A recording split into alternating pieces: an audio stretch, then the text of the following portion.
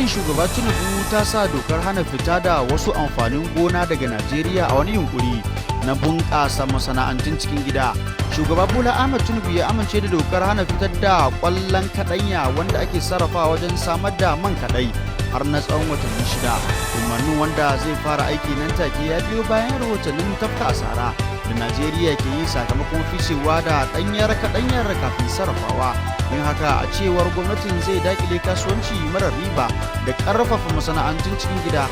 Mataimakin shugaban ƙasar Kashim Shettima wanda ya sanar da dakatarwar a yayin wani taron masu ruwa da tsaki ya bayyana cewa matakin zai ƙara darajar kasuwancin man kaɗai ta hanyar farfado da masana'antun sarrafa kayan gida ta yadda za su samar da ayyukan yi da ƙarin kuɗaɗen shiga ga mazauna karkara musamman ma mata. Kashim Shettima ya yi hasashen cewa sake tsara kasuwancin kaɗanya zai taimaka wajen samar da ribar kusan dala miliyan 300 a duk shekara. Hisba ta karɓi ƙorafe-ƙorafe kimanin 83,776 tare da warware rikicin aure kimanin 621 a shekara ta 2024.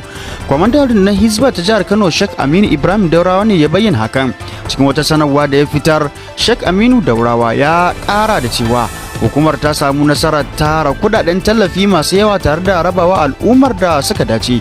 A cewar Sheikh Daurawa, tun bayan hawan gwamna Abba Kabiru Yusuf kan mulki, gwamnatin Kano ta inganta harkokin Hisba domin ciyar da ayyukanta gaba. Dan Najeriya Bola Ahmed Tinubu ya tabbatarwa da masu zuba jari na ƙasar Brazil cewa tattalin arzikin Najeriya yana samun ci gaba a yanzu. Ya ce babu batun cin hanci tun daga lokacin da ya hau kan mulki. Yanzu gwamnatin jihar Kano ta ta zargin satar kuɗi har naira biliyan 6.5 daga Baitul Mali na jiha da aka yada a kafafen yada labarai, wanda ake zargin hadimin gwamna bangaren tafiye-tafiye da saukar baki Abdullahi Ibrahim Rogo.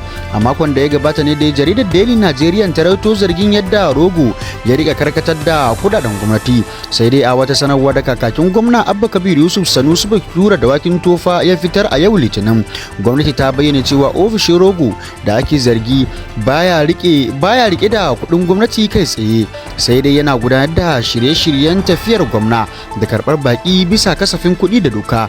A cewar sanarwar, lamarin da jaridar ta buga ƙarya ne, inda ta yi zargin cewa jam'iyyar adawa ce ke da hannu wajen ɗaukar nauyin wallafa ire-iren waɗannan labarai da nufin zuwar da kimar gwamnatin da kuma ɓata gwamna Abba wato Yusuf suna. Sanarwar ta jaddada cewa gwamnatin Abba Kabir Yusuf ba za ta lamunci kokarin ɓata suna da yaɗa ƙarya ba, tana kuma nana ta ƙudurinta na mulki cikin gaskiya da adalci.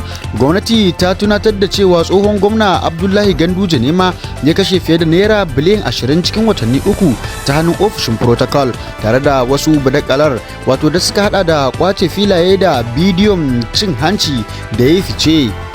Sanarwar ta kuma gargaɗi 'yan adawa da su guji yaɗa labaran ƙarya tare da tabbatarwa jama'a cewa jami'an gwamnati za su ci gaba da ba da bahasi a duk lokacin da hukumomin yaƙi da rashawa suka bukata. Me za ku bayyana dangane da wannan martani na gwamnatin jihar Kano dangane da wannan batu?